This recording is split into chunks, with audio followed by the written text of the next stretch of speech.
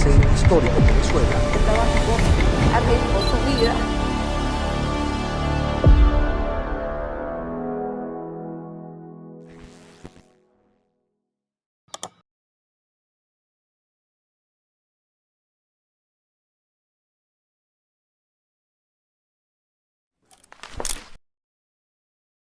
Los testimonios y opiniones emitidos en este espacio representan únicamente el punto de vista de los entrevistados, quienes dan fe de la autenticidad de los hechos.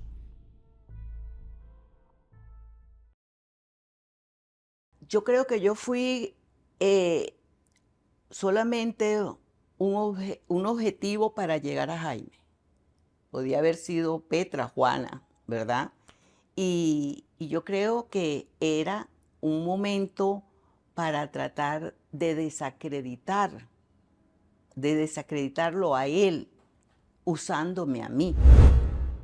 Yo tuve problemas de familia porque quisieron que les dieran algún proyecto o una carta y yo jamás eso lo permití. Jamás lo permití. O sea, eso es mentira. Jaime tenía su vida y yo tenía la mía. Yo no tenía que ver nada. Mi trabajo era cumplir y ayudarlo en la meta que él tenía. Yo sé que los medios de comunicación están hambrientos de una respuesta a esto. Que en el país se acabó el dinero, pero que no fue porque bajó el petróleo ni porque se pagó la deuda, sino porque se lo robaron. Pero en realidad, la pieza no es Blanca Ibáñez, soy yo. Pueden investigar lo que quieran en relación conmigo y lo que quieran en relación con Blanca Ibáñez. Que a mí no me avergonzaría jamás ser concubina o ser barragana, como se me ha insultado. Controversial figura de la política venezolana Blanca Ibáñez, exsecretaria privada del presidente Jaime Lucinchi y luego esposa del mandatario venezolano, presenta sus memorias entre el poder y el silencio. En su autobiografía se defiende de los señalamientos en su contra, de los titulares de prensa que denunciaban su influencia desmedida en la conducción de Venezuela y de su intervención en el gabinete que gobernó el país entre 1984 y 1989. Nacida en el estado Táchira pero radicada en Costa Rica, espera que sus reflexiones sean leídas para cerrar un capítulo personal que por más de 4 décadas la ha tenido en el juicio público. Hoy, tras años de silencio, conversamos con Blanca Ibáñez y aunque se reserva el nombre de sus acusadores, habla sobre los hechos escandalosos en los que se vio involucrada.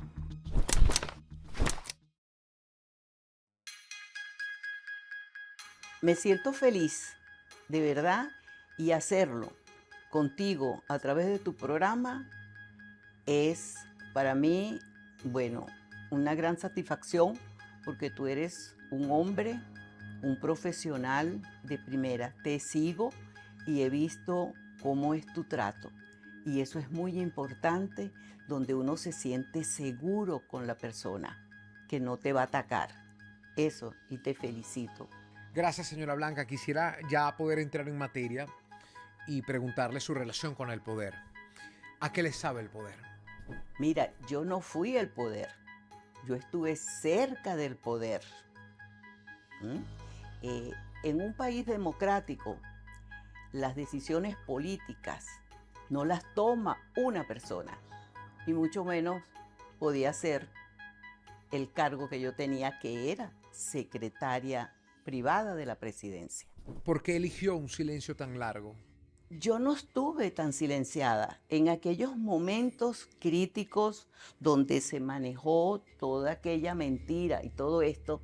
Yo en el año 93, yo llegué aquí en el año 92 y en el 93 hice esto, Crónicas de la Persecución, un libro que tiene más de 300 páginas. Allí yo describo todo con pruebas, todas las calumnias y todo eso que se difamó en ese año después de la presidencia. En 1993 presenta Crónicas de la Persecución, el primer libro de su autoría donde defiende su gestión como secretaria privada. Este libro se está reeditando y va a ser muy importante porque entre los dos libros tenemos más de 600 páginas, pero aquí está esa versión. Y no fue que me quedé callada la boca, no, aquí está. Así que esto es muy importante en ese momento de mi vida donde únicamente donde yo me pude defender. Yo quisiera saber si en esa defensa, en esas más de 600 páginas, existe perdón a los venezolanos. Hay un acto de rendición de cuentas para los venezolanos. Mira, yo no me siento culpable de nada. Yo cumplí con mi trabajo, yo cumplí con mi obligación y no siento, pero si cometí algún error, pues perdón. Eso es de humano cometer errores. No comete errores el que no hace nada.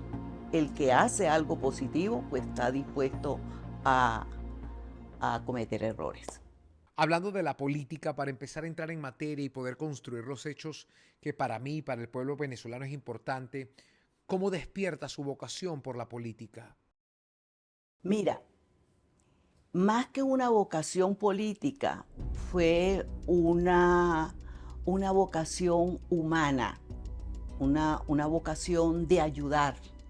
Y eso no que me llegó en el momento que pisé el Parlamento, el Congreso, cuando fui ya funcionaria del Congreso. Muchos años atrás ya yo había empezado a trabajar con un grupo independiente que estaba en Sucre, en la parroquia Sucre. Allí hacíamos eventos muy importantes. En mi libro, este último, está toda esa trayectoria que yo inicié desde muy joven. No fue cuando llegué a Miraflores, que ahí están confundidos. Es de muchos años atrás. ¿Y cuál era su aspiración, mi señora, en el ámbito político, sabiendo que en esa época las mujeres no tenían todavía mucho liderazgo? Mira, yo no creo que en Venezuela, que yo haya sido la que inició este proceso. A lo mejor fueron calladas, a lo mejor tuvieron que guardar silencio, como lo que me tocó a mí, porque se veían amenazados por un trabajo que en ese momento ni siquiera las personas que estaban en ese afán de destruir lo hacían. Entonces, eso a lo mejor creyeron que uno tenía otras aspiraciones, pero mi trabajo esencial fue ese, el enfocarme en el trabajo social, en el trabajo humano. Siendo muy joven, es recomendada por miembros del Partido Acción Democrática al cargo de secretaria del entonces Congreso Nacional, hoy Asamblea Legislativa. Así iniciaba su escalada en el poder. Bueno, cuando llegó al Congreso, bueno, como toda persona que anhelaba llegar a trabajar, y se me dio la oportunidad, pero sin pensar qué era lo que me esperaba al entrar al Congreso. Jaime Lucinchi en esa oportunidad, cuando yo llego al Congreso, solamente otra persona le pidió que él me diera una recomendación y que no se la pedí yo no lo vi. Una persona le habló y él, con ese corazón generoso que él tenía, sin conocerme, cosa que no había pasado con otros partidos, me hizo la postulación, el cual para mí eso fue un agradecimiento de por vida. Y posteriormente voy a trabajar con él 4 años después. O sea, yo en el primer momento de llegar al Congreso no tuve ese contacto. O sea, mi contacto era en las comisiones, mi trabajo era en las comisiones, en la Comisión de Agricultura y Política Agraria y en Relaciones Públicas, el protocolo. Ese era mi trabajo por 4 años. Después se creó una oficina y fui a una oficina de bienestar social, de ayuda social del Partido de Acción Democrática de la fracción y me dieron ese cargo. ¿Cómo se inicia esa relación entre Jaime Lucinchi y usted? ¿Cómo empieza a pasar de una relación laboral a una relación un poco más cercana? Mira, la relación en principio fue una relación normal como la tiene cualquier persona con su jefe.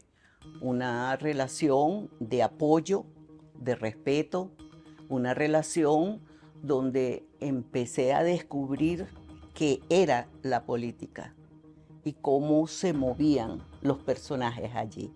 Entonces, eso fue creando como un lazo de protección mutua, pero no fue que en otro sentido que tú vengas a decir, no, porque fue que maripositas en el estómago, eso que vi. No, fue una relación de respeto. Eso es muy importante decirlo. Jaime tenía su vida y yo tenía la mía. Yo no tenía que ver nada, mi trabajo era cumplir y ayudarlo en la meta que él tenía. Durante el gobierno y como jefe de fracción y toda esa travesía, allí no estaba planteada una situación amorosa entre él y yo. Jaime tenía su propia vida y yo tenía la mía. Es ya al final del gobierno donde se establece ya una relación que es la circunstancia de todo ese engranaje que se hizo o que hicieron las personas por hacernos daño, que nos unió más, Mira, yo creo que yo fui solamente un objetivo para llegar a Jaime. Podía haber sido Petra, Juana, ¿verdad?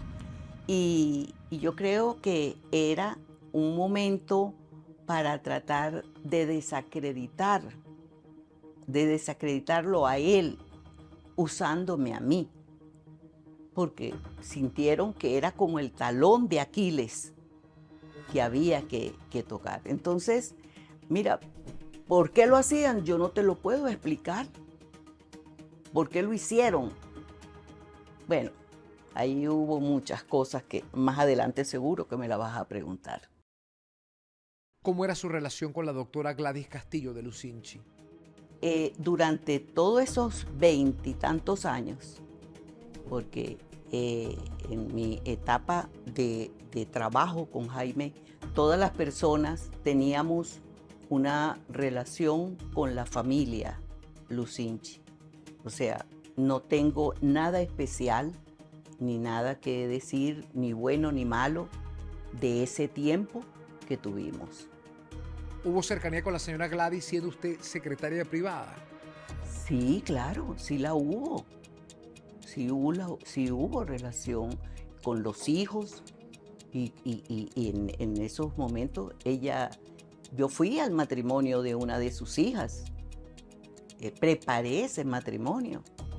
O sea, sí hubo una buena relación, pero esa intriga política que entró, eso dañó, pero no era el cuento como lo dicen. ¿Usted se enamoró de Jaime Lucinchi? ¿Cómo no querer a Jaime? Pero más allá de quererlo, ¿usted se enamoró de Jaime Lucinchi? Mira, es que hubo esas dos posiciones. Una, esa primera fase de trabajo, donde vuelvo a repetir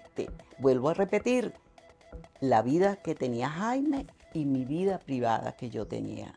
No había nada, o sea, había una relación de trabajo.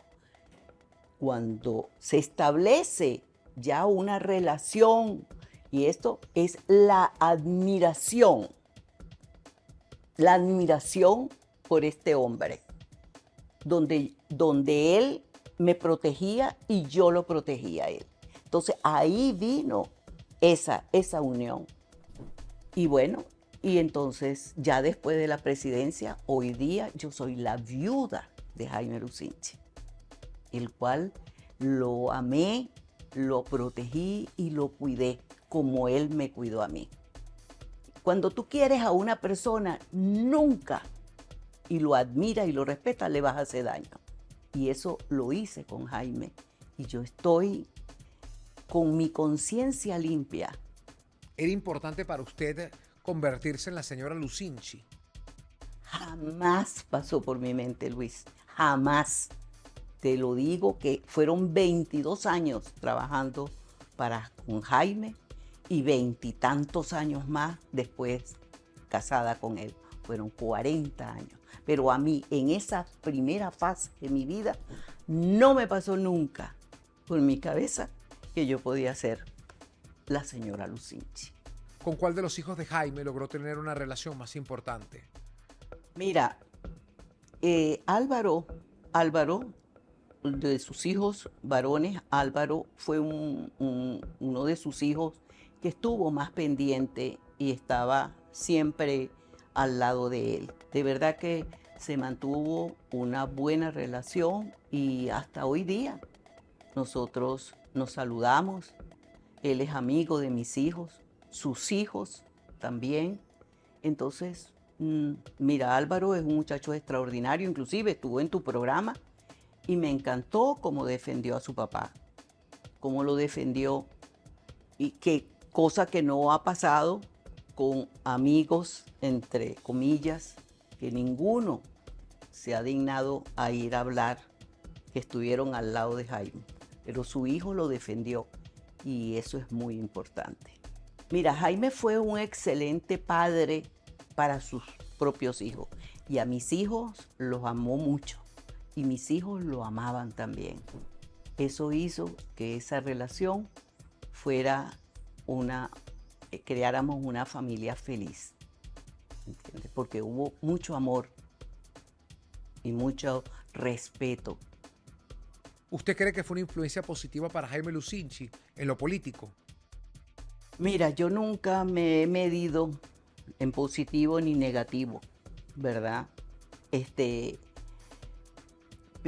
Hice mi trabajo lo mejor que pude para ayudarlo a él y ayudar a lo mejor al partido también, que también lo hice. Pero no me siento tranquila porque no me siento en ninguna de las dos posiciones que me estás hablando. ¿Te gustaría mejorar las relaciones laborales, prevenir conflictos individuales o colectivos, contar con negociaciones inteligentes y reducir la rotación laboral? En QRL Strategy te ofrecemos servicios de consultoría legal y gestión de talento que desafían el status quo. QRL Strategy, incubadora de ideas para trascender contigo. @QRL Strategy. Quisiera también hablar un poco sobre las acusaciones. Al gobierno de Lucinchi se le acusó de ejercer censura contra medios que cuestionaban a su secretaria, la señora Blanca Ibáñez. ¿Eso fue tan así? Jaime era un hombre respetuoso de la libertad de expresión, porque todos los medios de comunicación pasaron por Miraflores. ¿Y usted aplicó censura? ¿Usted fue contra los medios? Jamás, Luis, porque no se justifica que si hubo censura, ¿cómo lo homenajeaste 5 antes de irse del gobierno? Nunca. Durante su gestión como secretaria privada del presidente Jaime Lucinchi, Blanca Ibáñez fue acusada de silenciar a medios impresos críticos a la línea del gobierno, restringiendo el suministro de papel. Eso fue una trampa. Jaime Lucinchi, el presidente, no estaba en Venezuela en esa oportunidad. Estaba en Uruguay. Creo que era la toma de posesión del presidente Sanguinetti. Y alguien, no me preguntes quién, porque a estas alturas no lo sé. Pero eso fue alguien con mucho poder dentro de la esfera del propio gobierno que pudo haber hecho eso, para dañar al gobierno. Hasta aquí te digo eso. Cuando Jaime regresa, claro, yo lo llamé inmediatamente y le avisé de eso. Pero no fue una orden, eso es falso. Y que si estaban hablando de Blanca Ibáñez, eso es falso. Ese medio era un medio de comunicación al que Jaime tenía una referencia muy especial con sus dueños. Él vivió en Chile y hasta en un paseo con el señor fundador de ese medio. Pero eso fue un problema político, un ensañamiento por hacer mal al gobierno, como pasan muchas cosas. Eso es lo que más te puedo decir. ¿Y usted tuvo alguna forma o una intención de acercarse a los medios, de generar con ellos una mejor relación? Mira, aunque se diga que yo tenía mucho poder, quiero decirte que yo nunca, en la investigación que se hizo, yo nunca lo supe. No tenía por qué, y no tengo por qué a estas alturas negártelo. Si tuviera un nombre, te lo diera, pero no lo obtuve. Yo sí quise muchas veces hablar con la persona, uno de los directores principales de ese medio, y explicarle lo que yo vi y lo que yo oí ya después. Pero no se me dio. Entonces, bueno, a lo mejor algún día me lo encuentro. La libertad de expresión para Jaime, como te lo dije, era especial. Pero también un país que no tenga libertad de expresión no es un país democrático. Es un país cerrado, como lo que estamos viviendo en muchas partes. Entonces lo que entiendo es que los medios fueron injustos con usted. Mira, creo que los medios en ese momento y en aquella época publicaban lo que los enemigos de la democracia, porque ese fue el inicio, llevar mentiras, cosas amañadas entre grupos, y los medios lo publicaban.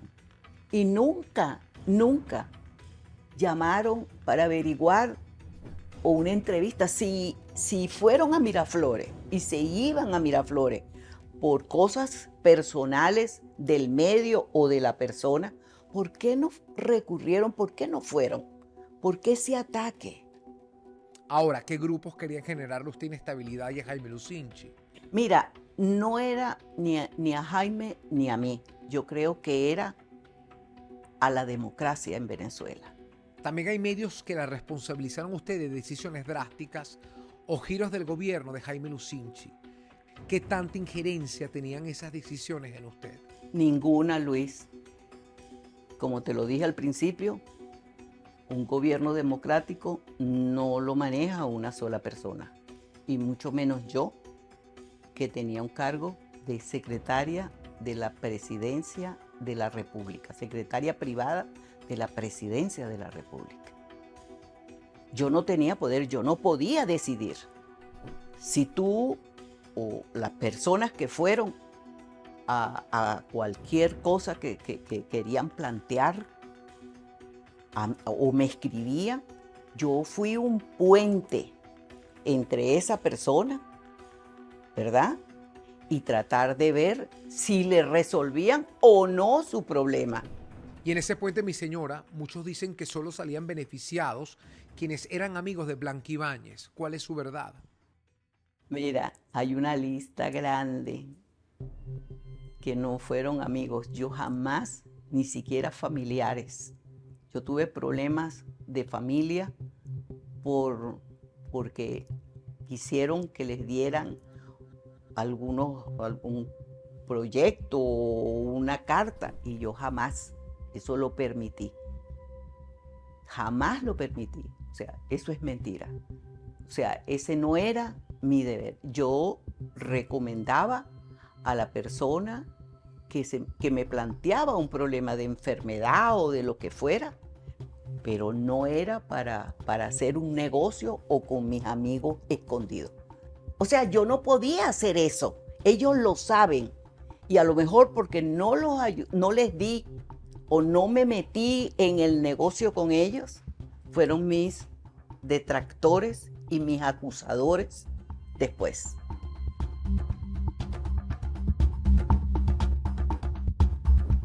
Señora Blanca Ibáñez, algunos dicen que usted era la primera dama no oficial. ¿Se equivocaban? ¿Usted ejercía el papel de primera dama más allá que no lo tenía? Yo cumplí con mi trabajo, Luis. Yo nunca me sentí en los zapatos de nadie.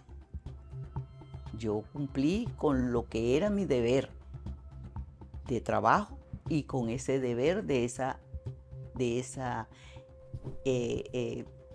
como te digo, emoción o inspiración mía de ponerle a la gente un primer escalón. ¿Quién representa en los tiempos actuales un buen ejemplo de primera dama para usted? En este momento ninguno. Yo me referiría más a esas mujeres que han sido presidentas de países. Yo admiro a Laura Chinchilla, admiro a la señora Obama, admiro a la señora Bachelet. Esas mujeres que sí han tenido el poder en sus manos. En este momento no tengo ninguna otra persona del rango que tú me estás preguntando. Mi señora, ¿cuál considera usted que fue un acierto en su gestión como secretaria?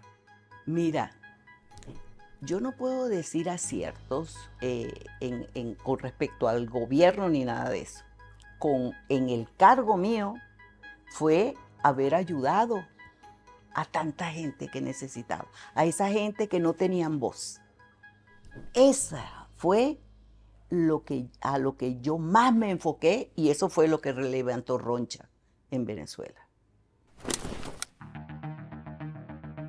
Luis Piñerú Ordaz fue un dirigente de Acción Democrática que en 1978 se impuso ante Jaime Lucinchi como candidato por ese partido a las elecciones presidenciales, ganadas finalmente por Luis Herrera Campins, de la organización COPEI. Luis Piñerúa, bueno, fue en Venezuela una de las personas también que nunca estaba conforme con nada. Era una persona quisquillosa, de mal humor, pero parece que tenía dos personalidades. Hizo muchas cosas, le hizo mucho daño también a Acción Democrática, mucho daño. Hay muchas declaraciones de él donde hablaba de los 12 apóstoles. Eso era para perjudicar al propio partido. Desde el año que te estoy diciendo, 1975, que empezó la primera campaña, la campaña interna del partido entre él y Jaime Lucinchi para la candidatura del partido, que pierde Piñerúa y gana gana el doctor Luis Herrera Campins. Y yo digo, gracias a Dios que ganó el presidente Herrera Campins, porque ¿qué hubiera sido aquel país con Piñerúa? De cara a la opinión pública, Blanca Ibáñez y Luis Piñerú Ordaz, ambos del mismo partido, nunca ocultaron sus diferencias. A Piñerú Ordaz se le atribuye el calificativo de barragana que usaba para referirse a la señora Ibáñez. Yo creo que si fuera barragana, me sintiera orgullosa y me sintiera muy honrada con el hombre al cual se me une. El problema con Piñerúa, el señor Piñerúa Ordaz, fue desde el propio inicio de mi llegada a la fracción, por un evento que pasó, no conmigo, sino con otra funcionaria de la oficina, y él supo, él vio, porque la persona a que fue afectada me lo contó y me lo señaló. Y desde ese día fui su enemiga número 1 por yo haber presenciado o por él se dio cuenta que yo estaba perfectamente enterada de lo que había hecho. Y desde ese día fue mi enemigo mortal. Yo nunca tuve comunicación con él, porque eso fue llegando a la fracción, llegando a la secretaría de la fracción parlamentaria, que pasó eso. Y lo que yo sentí fue también un rechazo contra una persona que había cometido. Hoy día, eso que pasó, hoy día es un delito. Pero en aquella época se veía como algo normal que una gente podía abusar. Insultar, ¿no? No, Luis, fue más allá. Fue más allá. Fue más allá. Te estoy diciendo que hoy día eso es un delito.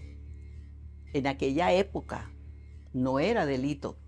Y las mujeres callaban cuando un jefe venía a abusar. Eso fue así. Y lo digo con palabras ciertas.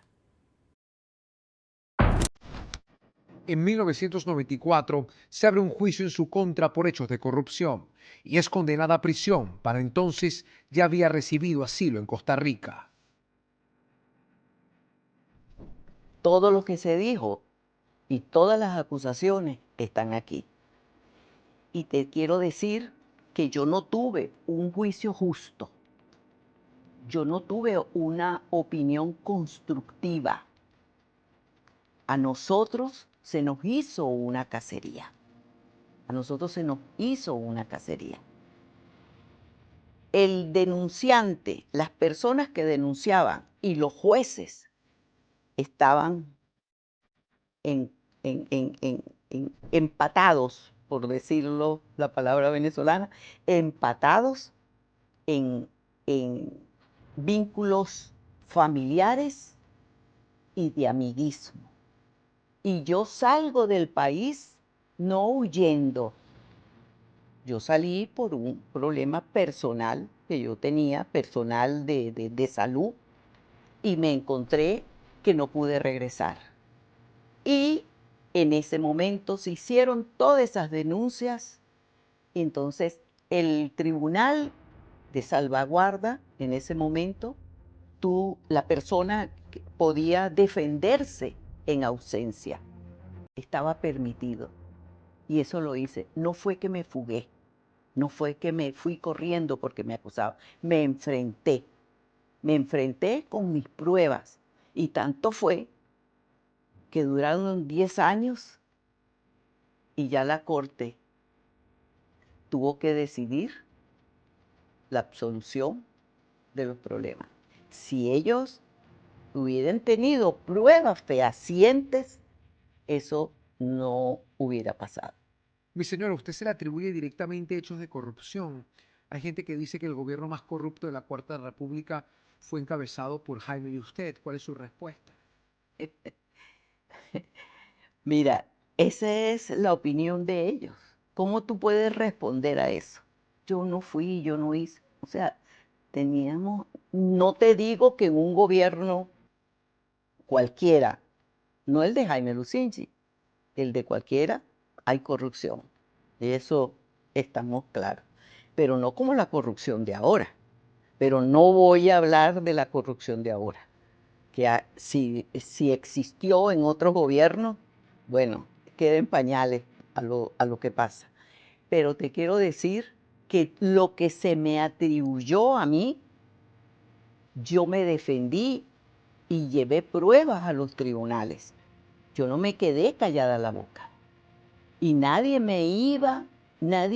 que no salió ninguna persona a decir, más que una, que falsificó unos documentos en un banco y fue a Venezuela y a un medio de comunicación que yo tenía cierta cantidad de millones. Y yo fui a ese banco con unos abogados y buscamos las cuentas. Yo pude demandar a esa persona y un medio de comunicación lo sacó y en el libro está, con foto y todo, el personaje. Mira, y no hay más corrupto que ese personaje. Ahí está, con foto y todo. Y con las cosas que él hizo, con pruebas de los hechos. Y eso fue uno de los que fue a mi oficina a pedirme que le diera contratos a sus amigos. Y fue la persona que también ya en el 4 de diciembre, el 28 de febrero, en el golpe del 28 de febrero, ese día él me llamó y por casualidad, no fue muy temprano, y ese día en la esquina de Pajarito, en nuestra oficina, yo estuve allí y ese señor me dijo que el Partido Acción Democrática le había ofrecido la gobernación del estado Aragua si él me metía presa. Yo le dije, pues trata, busca lo que tú quieras. Y después salió con esa portada y unos supuestos millones que yo tenía. Eso el tribunal lo mandó, el tribunal pidió a los Estados Unidos que me investigara no solamente los 5 años de gobierno, sino los 5 años anteriores más los 5 años del gobierno. Y el Departamento de Estado le mandó a través del cónsul que estaba en Miami al Tribunal de Salvaguarda esa investigación que mandó a hacer. ¿Qué pasó? Se callaron. Más nadie dijo nada. Hoy día no sé dónde está. No sé, porque así como él, hay varios, ¿verdad? Que todos los que se reunieron para hacer todo esto, hoy día están fuera de Venezuela, no están allá, porque no están criticando, porque no están trabajando por Venezuela. No, ese era el momento, ese fue el enclave. Yo creo que hasta de acuerdo estarían en llevar a Venezuela a lo que llegó. Hay otros quienes dicen que su nombre es sinónimo de terror y abuso de poder. ¿Qué les responde? Bueno, yo no me siento esa persona, ni nunca me he sentido. Pero sí es verdad que eso ocurrió y eso se dijo. El tiempo me ha dado a mí de pensar y analizar eso. Y por muchas personas que lo publicaron, que publicaron hechos que yo no les hice, creo, o fueron personas como lo que hicieron con el papel del medio de comunicación, amigos o enemigos de esa persona, y esa persona, por demostrar ante la opinión pública que no estaba vinculada a algo, lo dejó. Era mejor decir que era Blanca Ibáñez para proteger su imagen. Yo toda mi vida he cuidado mi casa, mi hogar. A mi casa no fueron políticos, a mi casa fueron mis compañeros de estudio. Eso sí, cuando teníamos que presentar exámenes, no nos reuníamos, pero políticos no. Y yo le abrí las puertas a una persona y esa persona se metió en un problema. Y lo más fácil cuando se metió en su problema personal, fue que Blanca Ibáñez me perseguía. O que Blanca Ibáñez le mandó a dar unos palos a un señor que ni idea en mi vida lo había conocido. Pero esa era la línea. Hablando de compañeros de estudios, usted se convirtió en abogada, pero nuevamente dicen que ese título fue objeto de corrupción, de chantaje, que fue sacado incluso mucho antes de tiempo. ¿Qué tiene que decir al respecto? Eso, como todo lo que tú has mencionado, también eso es así, porque no había nada que yo pudiera hacer. Allá se iba el aire y era culpa mía. Igualmente, mis estudios, nada, pero ahí tengo a mis profesores, a mis compañeros de universidad. Como te dije antes, los fines de semana íbamos a mi casa y a estudiar entre todos. Mis cuadernos, Luis, mis cuadernos, mis notas, todavía yo las conservo. No las saqué porque no sabía que me ibas a preguntar esto, pero te los hubiese podido enseñar. Mis cuadernos, y todavía hoy día mantenemos comunicación con mis compañeros. Entonces, mira, más basura que eso, allá cada quien con su conciencia, pero lo más importante es lo que yo siento y lo que tengo en mi corazón. Yo no soy una persona amargada ni nada, porque yo vivo feliz con mi conciencia. Que los demás digan, bueno, malo es que no digan, bien o mal, pero allá cada quien.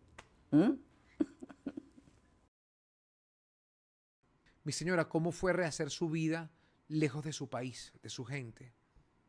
Mira, muy duro, Luis, muy duro, porque yo era una persona que nunca había salido de mi país, sino por una vacación o por un trabajo, pero de vivir en otro país yo no estaba dentro de mis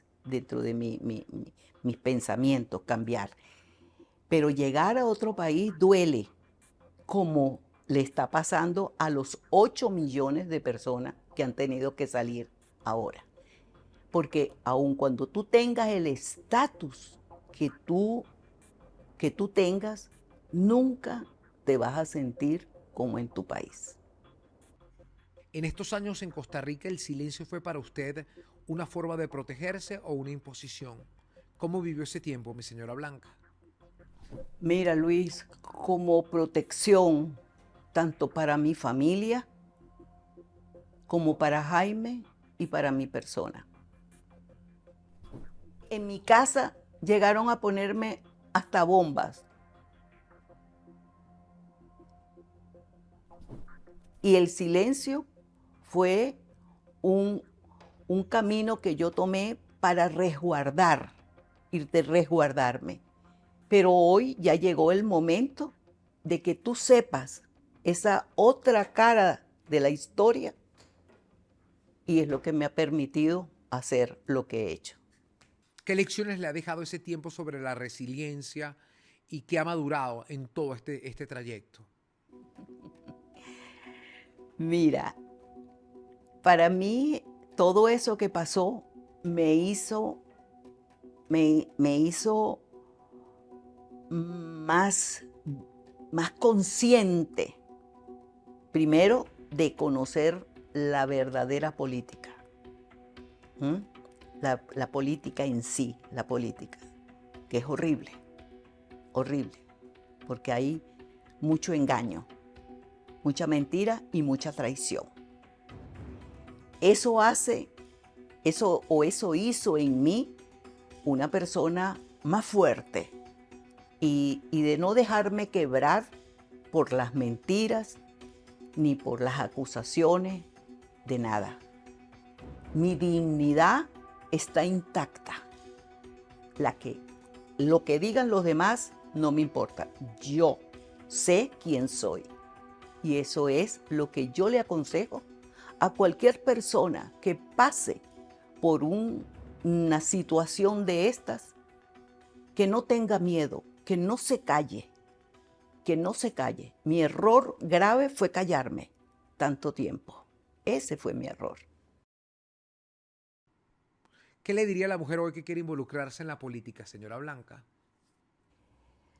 Mira, yo le diría a la mujer que quiere entrar en política que no tenga miedo, que no se deje silenciar, que se prepare, que estudie y sobre todo que se cuide de las personas que la rodean.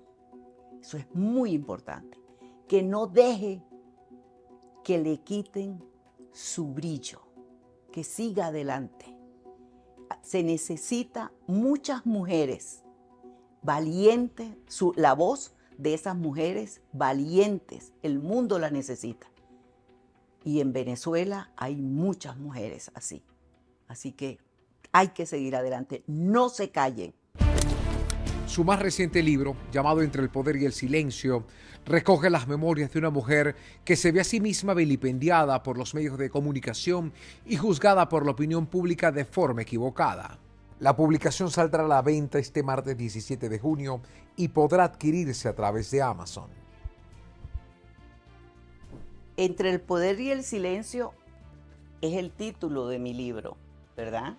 Y allí este libro está hecho no con venganza ni con retaliación, sino está hecho desde el corazón. Yo he querido con este libro plasmar allí parte de los acontecimientos de que viví yo, de mi vida propia. Ese libro va a revelar a una mujer real, a una mujer con sus aciertos y sus errores, que vivió cerca de la política y que sufrió ese acoso humano de esa política. Mi pregunta tiene que ver ya más con su lado íntimo. ¿Usted se volvió a enamorar? Siempre he estado enamorada. Y estoy enamorada. Sí, Luis. Y profundamente. Y es lo que ha hecho mi vida más llena, más placentera, más humana, que es el arte. Me he dedicado a la pintura. Me he dedicado a el Ávila, a pintarlo como tú no tienes idea. He tomado mis clases y eso me ha llenado mi espíritu. Entonces no tengo más nada. Ese es mi amor, y mi amor por la vida, y mi amor por mis hijos, y mi amor por mi país, que siempre lo llevo en mi corazón. Eso es muy importante para mí. Ese es mi gran amor. Cuánto quisiera poder regresar a mi país y por lo menos a ir a pasear. Pero ese es mi gran amor. Mi país, mi gente y mi arte hoy día.